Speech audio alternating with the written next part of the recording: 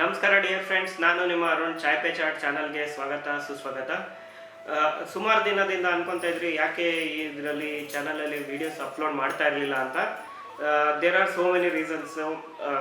ತುಂಬ ರೀಸನ್ಸ್ ಇತ್ತು, ಅದಕ್ಕೆ ಅಪ್ಲೋಡ್ ಮಾಡೋಕ್ಕೆ ಆಗ್ತಾ ಇರಲಿಲ್ಲ. ಬಟ್ ಈಗ ಏನಪ್ಪ ಹೇಳಬೇಕಂತ ಹೊರಟಿದ್ದೀವಿ ಅಂತಂದರೆ, ಇನ್ನು ಮುಂದೆ ಈ ಚಾನಲಲ್ಲಿ ವೀಕ್ಲಿ ಅಪ್ಡೇಟ್ಸ್ ಅಂತ ಏನು ನಿಫ್ಟಿ ಮತ್ತು ಬ್ಯಾಂಕ್ ನಿಫ್ಟಿ ಮತ್ತು ಸೆನ್ಸೆಕ್ಸ್ ಇದ್ರ ರಿಲೇಟೆಡ್ ಆಗಿ, ಇಂಡೆಕ್ಸ್ ರಿಲೇಟೆಡ್ ಆಗಿ, ಈಗ ಸ್ಟಾಕ್ ರಿಲೇಟೆಡ್ ಆಗಿ ನಾವು ಏನು ವಿಡಿಯೋ ಅಪ್ಲೋಡ್ ಮಾಡ್ತಾ ಇದ್ವಿ, ಇನ್ನು ಮುಂದೆ ಇದ್ರ ಬಗ್ಗೆ ಸ್ವಲ್ಪ ಕಮ್ಮಿ ಇದು ಮಾಡಿಬಿಟ್ಟು ಇದನ್ನು ನಾವು ಒಂಥರ ಈ ಚಾನಲ್ನ ನಾವು ಒಂಥರ ನಾಲೆಡ್ಜ್ ಸೀರೀಸ್ ಆಗಿ ಅಪ್ಲೋಡ್ ಮಾಡಬೇಕಂತ ಅನ್ಕೊತಾ ಇದ್ದೀವಿ. ಇದ್ರ ಬಗ್ಗೆ ನಾವು ತಿಳ್ಕೊಳಕ್ಕೆ ಅಂತ ಹೋದಾಗ ನನಗೆ ಮೊದಲನೇದಾಗಿ ಹೇಳಬೇಕಾಗಿ ಇರೋವಂಥದ್ದು ಇಲ್ಲ ಹೇಳಬೇಕಾಗಿರ್ಬೇಕು ಏನಪ್ಪ ಅನಿಸ್ತಾ ಇದೆ ಅಂತ ಅಂದರೆ, ಏನಾದರೂ ಒಂದು ಹೊಸ ವಿಷಯನ ನಾನು ಹೇಳಬೇಕು ಅಂತ ಹೊರಟಿರ್ಬೇಕಾದ್ರೆ ನನಗೆ ಮೊದಲನೇದಾಗಿ ಸಿಕ್ಕಿರೋದು how to become a successful trader. ಈಗ ಒಬ್ಬ ಸಕ್ಸಸ್ಫುಲ್ ಆಗಿ ಟ್ರೇಡರ್ ಆಗಬೇಕಾಗಿದ್ದಾರೆ, ಇಲ್ಲ ಒಬ್ಬ ಸಕ್ಸಸ್ಫುಲ್ ಇನ್ವೆಸ್ಟರ್ ಆಗಿರ್ಬೇಕಾಗಿದ್ದಾರೆ ಅಂತ ಅಂದಾಗ ಮೊದಲನೇದಾಗಿ ಏನೆಲ್ಲ ಗುಣಗಳು ಇರಬೇಕು, ಅಂದರೆ ಯಾರಿಗೆ ಆ ಗುಣಗಳು ಇರಬೇಕು ಅಂತ ಹುಡುಕ್ತಾ ಹೋದಾಗ ನನಗೆ ಸಿಕ್ಕಿರುವಂಥದ್ದು ಮೊದಲನೇದಾಗಿ there are so many lessons. ತುಂಬ ಸ್ಟಾಕ್ ಮಾರ್ಕೆಟ್ ರಿಲೇಟೆಡ್ ಆಗಿ ತುಂಬ ಲೆಸನ್ಸ್ ಇದೆ, ಚಾಪ್ಟರ್ಸ್ ಇದೆ. ಇದು ಎಲ್ಲ ಹುಡುಕ್ತಾ ಹೋದಾಗ ಇದರಲ್ಲಿ ನನಗೆ ಮುಖ್ಯವಾಗಿರುವಂಥದ್ದು ಕೆಲವೊಂದು ವಿಷಯಗಳು ಸಿಗ್ತಾ ಹೋಯಿತು. ಅದು ಯಾವುದರಲ್ಲಿ ಸಿಗ್ತಾ ಹೋಯಿತು ಅಂತ ಅಂದರೆ, ಅದು ಭಗವದ್ಗೀತೆನಲ್ಲಿ. ಭಗವದ್ಗೀತೆನಲ್ಲಿ there are so many, approximately somewhere around ಒಂದು 700 ಶ್ಲೋಕಸ್ ಇದೆ. 700 ಶ್ಲೋಕಸ್ನು ನಾವು ಇಂಟರ್ ರಿಲೇಟ್ ಮಾಡ್ಕೊತಾ ಹೋದರೆ ಸ್ಟಾಕ್ ಮಾರ್ಕೆಟ್ಗೆ ಎಲ್ಲನೂ ಇಂಟರ್ ರಿಲೇಟ್ ಆಗ್ತಾ ಹೋಗುತ್ತೆ. ಅದರಲ್ಲಿ ನಾನು ಇವತ್ತು ಕೆಲವೊಂದನ್ನ ಆಯ್ದು ಶ್ಲೋಕಗಳನ್ನ ಮಾತ್ರ ನಾನು ನಿಮಗೆ ಇವತ್ತು ನಾಲೆಡ್ಜ್ ಸೀರೀಸಲ್ಲಿ ಎಕ್ಸ್ಪ್ಲೇನ್ ಮಾಡೋಕ್ಕೆ ಅಂತ ಹೋಗ್ತಾ ಇದ್ದೀನಿ. ಆದ್ದರಿಂದ ಮೋಸ್ಟ್ ಪ್ರಾಬಲಿ ನಿಮ್ಗೆ ಅದ್ರ ಮೇಲೆ ಆ ಶ್ಲೋಕಗಳ ಮೇಲೆ ಅಂಡರ್ಸ್ಟ್ಯಾಂಡ್ ಆಗುತ್ತೆ. ಮತ್ತು ಬಿಡಿಸಿ ತಿಳ್ಕೊಂಡಾಗ, ಅಂದರೆ ಆ ಶ್ಲೋಕನ ನಾವು ಬಿಡಿಸಿ ತಿಳ್ಕೊಂಡಾಗ how it is interconnected to stock market ಅನ್ನೋದು ಕೂಡ ನಮಗೆ ಅರ್ಥ ಆಗ್ತಾ ಹೋಗುತ್ತೆ. ಬನ್ನಿ ಅದ್ರ ಬಗ್ಗೆ ನಾವು ಇವತ್ತು ನೋಡೋಕ್ಕೆ ಅಂತ ಹೋಗೋಣ. ಈ ಗೀತೆ ಅಂತ ಬಂದಾಗ ಸ್ಟಾಕ್ ಮಾರ್ಕೆಟಲ್ಲಿ ಅಳವಡಿಸ್ಕೊಳ್ಬೇಕಾಗಿರೋಂಥದ್ದು ಎಲ್ಲ ಶ್ಲೋಕನೂ ನೋಡ್ಕೊತ ಹೋದರೆ ಎಲ್ಲ ಶ್ಲೋಕನೂ ಗೀತೆಯಿಂದ ರಿಲೇಟ್ ಆಗುತ್ತೆ ಸ್ಟಾಕ್ ಮಾರ್ಕೆಟಿಗೆ. ಅದರಲ್ಲಿ ನಾನು ಕೆಲವೊಂದು ಮಾತ್ರ ಇವತ್ತು ಜಸ್ಟ್ ಒಂದು 3 to 4 ಶ್ಲೋಕಸ್ನ ನಾವು ಮಾತ್ರ ಎಲಾಬ್ರೇಟ್ ಮಾಡೋಕ್ಕೆ ಅಂತ ಹೋಗ್ತಾ ಇದ್ದೀನಿ. ಹೌ ಇಟ್ ಈಸ್ ರಿಲೇಟೆಡ್ ಅನ್ನೋದ್ರ ಬಗ್ಗೆ ನೋಡ್ಕೊತ ಹೋದರೆ, ಶ್ಲೋಕ ಅಧ್ಯಾಯ 2ರಲ್ಲಿ 56ನೇ ಶ್ಲೋಕಕ್ಕೆ ಬಂದರೆ ಕೃಷ್ಣ ಹೇಳಿದ್ದಾನೆ how to control the emotions. ನಮಗೆ ಫಸ್ಟು ನಾವು ಮಾರ್ಕೆಟಲ್ಲಿ ಅಂತ ಬಂದಾಗ ಫಸ್ಟ್ ನಮಗೆ ಮೇಜರಾಗಿ ಬೇಕಾಗಿರೋವಂಥದ್ದು ಎಮೋಷನ್ಸ್. ಸ್ಟಾಕ್ ಮಾರ್ಕೆಟಲ್ಲಿ ಎಮೋಷನ್ಸೇ ಮೇಯ್ನಾಗಿ ಪಾರ್ಟಾಗಿ ತಗೊಳುತ್ತೆ. ಅದನ್ನು ನಾವು ಫಸ್ಟ್ ಕಂಟ್ರೋಲ್ ಮಾಡಲಿಲ್ಲ ಅಂತಂದರೆ will be at the higher risk of losing the money are losing the trades. ಯಾವುದೇ ಆಗಿರುವಂಥದ್ದು ಮೊದಲನೇದಾಗಿ ನಾವು ಕಂಟ್ರೋಲ್ ಮಾಡಬೇಕಾಗಿರೋದು ಎಮೋಷನ್ಸ್ ಬಗ್ಗೆನೇ ನಾವು ಕೃಷ್ಣ ಏನಪ್ಪ ಹೇಳಿದ್ದಾನೆ, ಅಧ್ಯಾಯ 2ನೇದ್ರಲ್ಲಿ 56ನೇ ಶ್ಲೋಕದಲ್ಲಿ ಹೇಳಿದ್ದಾನೆ. ಒಂದು ಶ್ಲೋಕದಲ್ಲಿ ಕೃಷ್ಣ ಏನಪ್ಪ ಹೇಳ್ತಾನೆ ಅಂತಂದರೆ, ದುಃಖೇಶ್ವ ನುದ್ವಿಗ್ನ ಮನಃ ಸುಖೇಶು ವಿಗತ ಸ್ಪೃಹ ವೀತರಾಗ ಭಯಕ್ರೋಧ ಸ್ಥಿತ ಧೀರ್ಮುನಿರ್ ನಿರುಚ್ಯತೆ ಅಂತ ಹೇಳಿದ್ದಾನೆ. ಇದರ ಅರ್ಥ ಏನಪ್ಪ ಅಂತಂದರೆ, ತ್ರಿವಿಧವಾದ ದುಃಖಗಳಿಂದ ಮನಸ್ಸಿನಲ್ಲಿ ಉದ್ವಿಗ್ನನಾಗದವನು, ಸುಖ ದುಃಖದಿಂದ ಉಬ್ಬದವನು, ರಾಗ ಭಯ ಕ್ರೋಧಗಳಿಲ್ಲದವನು ಸ್ಥಿರ ಮನಸ್ಸಿನ ಋಷಿ ಎನಿಸಿಕೊಳ್ಳುತ್ತಾನೆ. ಇದರ ಅರ್ಥ ಇಂಡೈರೆಕ್ಟ್ಲಿ ಏನಪ್ಪ ಅಂತ ಅಂದರೆ, ಮಾರ್ಕೆಟಲ್ಲಿ ಯಾರು ಇನ್ವೆಸ್ಟ್ ಮಾಡಿದ್ದಾರೆ, ಯಾರು ಸ್ಟಾಕ್ನ ಟ್ರೇಡ್ ಮಾಡ್ತಾ ಇದ್ದಾರೆ, ಅವ್ರಿಗೆ ಈ ಗುಣ ಮೊದಲನೇದಾಗಿ ಬರಲೇಬೇಕು. ಇದನ್ನು ನಾವು ಅಚೀವ್ ಮಾಡಲೇಬೇಕು. ಏನಪ್ಪ ಅಂತ ಅಂದರೆ ಹೋಪ್, ಗ್ರೀಡ್ ಆ್ಯಂಡ್ ಫಿಯರ್. ಇದನ್ನು ನಾನು ಸುಮಾರು ಹಿಂದೆನೇ ಒಂದು ವಿಡಿಯೋದಲ್ಲಿ ಕೂಡ ಹೇಳಿದ್ದೆ. ನಾನು ಹೋಪ್, ಗ್ರೀಡ್ ಆ್ಯಂಡ್ ಫಿಯರ್ನ ನಾವು ಬದಿಗಿಟ್ಟು ಸ್ಟಾಕ್ನಲ್ಲಿ ಇನ್ವೆಸ್ಟ್ ಮಾಡಿದ್ರೆ ಮಾತ್ರ ನಮಗೆ ಸಕ್ಸಸ್ಫುಲ್ ಆಗೋಕ್ಕೆ ಸಾಧ್ಯ ಇರುತ್ತೆ. ಯಾರು ಸ್ಟಾಕಲ್ಲಿ ಪ್ರಾಫಿಟ್ ಬಂದಾಗ ತುಂಬ ಖುಷಿ ಪಡದೇ ಇರೋದು, ಲಾಸ್ ಆದಾಗ ತುಂಬ ದುಃಖ ಪಡದೇ ಇರೋದು. ಲಾಸ್ ಆದಾಗ ಎಸ್ಪೆಷಲ್ ಆಗಿ ತುಂಬ ಕೋಪ ಬರುತ್ತೆ. ಮನೇಲಿರೋರ ಮೇಲೆ ಕೋಪ ಮಾಡ್ಕೊತೀವಿ, ಪಕ್ಕದಲ್ಲಿರೋರ ಜೊತೆ ಕೋಪ ಮಾಡ್ಕೊತೀವಿ, ಫ್ರೆಂಡ್ಸ್ ಜೊತೆ ಕೋಪ ಮಾಡ್ಕೊತೀವಿ. ಇದನ್ನೆಲ್ಲ ಮೀರಿ ನಾನು ಸಕ್ಸಸ್ಫುಲ್ ಟ್ರೇಡರ್ ಆಗಬೇಕಂತಂದರೆ ಫಸ್ಟು ನಮಗೆ ಈ ಎಲ್ಲನೂ ನಾವು ಸೈಡಿಗೆ ಇಟ್ಬಿಟ್ಟು ಟ್ರೇಡ್ ಮಾಡಬೇಕಾಗತ್ತೆ, ಇಲ್ಲ ಇನ್ವೆಸ್ಟ್ ಮಾಡಬೇಕಾಗತ್ತೆ. ಅದು ಯಾವಪ್ಪ ಅಂತ ಅಂದರೆ ಹೋಪ್, ಗ್ರೀಡು ಮತ್ತು ಫಿಯರು. ಅದು ಎಷ್ಟೋ ಜನ ಸ್ಟಾಕ್ ಮಾರ್ಕೆಟಲ್ಲಿ trading account, demat account open ಮಾಡಿ ಇಟ್ಕೊಂಡಿರ್ತಾರೆ, ಬಟ್ ಇನ್ವೆಸ್ಟ್ ಮಾಡಿರಲ್ಲ, ಟ್ರೇಡಿಂಗ್ ಮಾಡಿರಲ್ಲ. ಬಟ್ ಆದ್ರೂ ಅದ್ರ ಮೇಲೆ ಕಾಮೆಂಟ್ ಕೊಡ್ತಾರೆ ಅನ್ನೋದಕ್ಕಿಂತ ಸೆಲ್ಫ್ ಡೌಟಲ್ಲಿ ಇರ್ತಾರೆ. ಅವರಿಗೆ ಆದಂಥ ಅದರಲ್ಲಿರೋಂಥ ಅಪನಂಬಿಕೆಗಳಿದ್ದಾವೆ, ಅವ್ರಿಗೆ ಆದಂಥ ಅದರಲ್ಲಿರುವಂಥ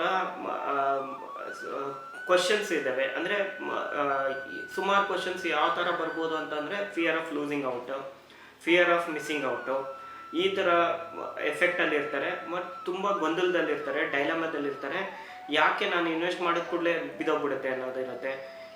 ಕೆಲವೊಬ್ರಿಗೆ ಡೌಟ್ ಏನಿರುತ್ತೆ ಅಂದರೆ ನಾನು ಇನ್ವೆಸ್ಟ್ ಮಾಡಿದ ಕೂಡಲೇ ಲಾಸ್ ಆಗ್ಬೋದು ಜಾಸ್ತಿ ಇರುತ್ತೆ.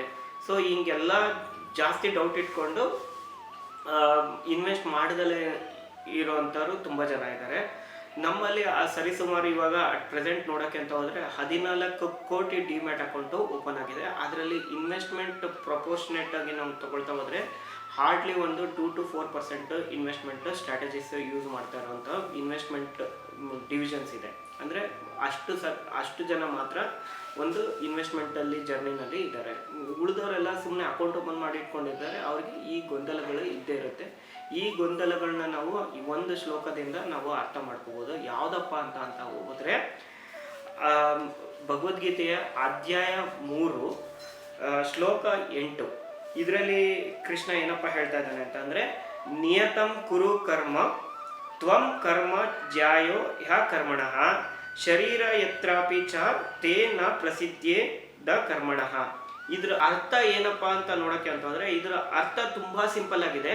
ಬಟ್ ಇದರ ಅರ್ಥದ ಗಾಂಭೀರ್ಯತೆ ತುಂಬ ಜಾಸ್ತಿ ಆಗಿದೆ, ವೈಡ್ ವಾಸ್ಟ್ ಆಗಿದೆ. ಇದನ್ನ ನಾವು ಎಷ್ಟು ಅರ್ಥ ಮಾಡ್ಕೊತೀವಿ ಅಷ್ಟು ನಮಗೆ ಅದರಲ್ಲಿ ಪ್ರಬುದ್ಧತೆ ಬರುತ್ತೆ, ಅಷ್ಟು ಕನ್ವಿಕ್ಷನ್ ಸಿಗುತ್ತೆ ನಮಗೆ ಸ್ಟಾಕ್ ಮಾರ್ಕೆಟಲ್ಲಿ ಯಾಕೆ ಇನ್ವೆಸ್ಟ್ ಮಾಡಬೇಕು ಅನ್ನೋದ್ರ ಬಗ್ಗೆ.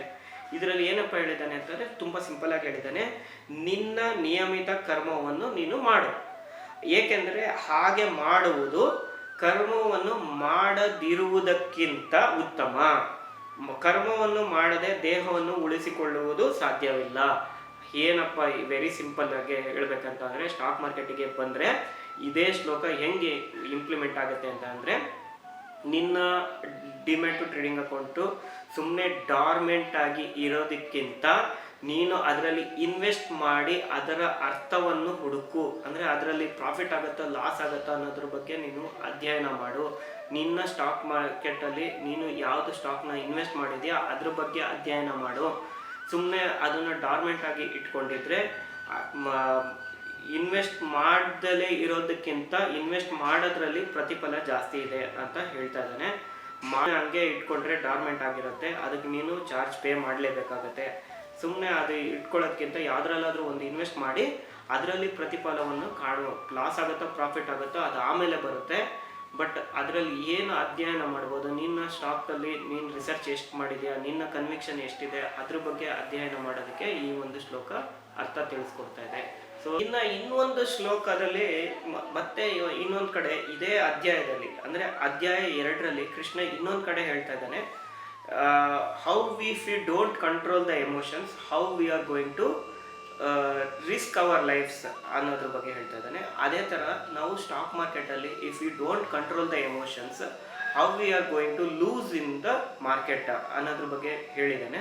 ಅದು ಯಾವುದಪ್ಪ ಆ ಶ್ಲೋಕ ಅಂತ ನೋಡೋಕ್ಕೆ ಅಂತ ಬಂದರೆ, ಅಧ್ಯಾಯ 2 ಶ್ಲೋಕ 60 ನೋಡೋಕ್ಕೆ ಅಂತ ಹೋದರೆ ಇದರಲ್ಲಿ ಏನು ಹೇಳಿದ್ದಾನೆ ಕೃಷ್ಣ ಅಂತಂದರೆ, ಯತತೋ ಹ್ಯಪಿ ಕೌಂತೆಯ ಪುರುಷಸ್ಯ ವಿಪಶ್ಚಿತಃ ಇಂದ್ರಿಯಾಣಿ ಪ್ರಮಾತಿನಿ ಹರಂತಿ ಪ್ರಸವ ಮನಃ.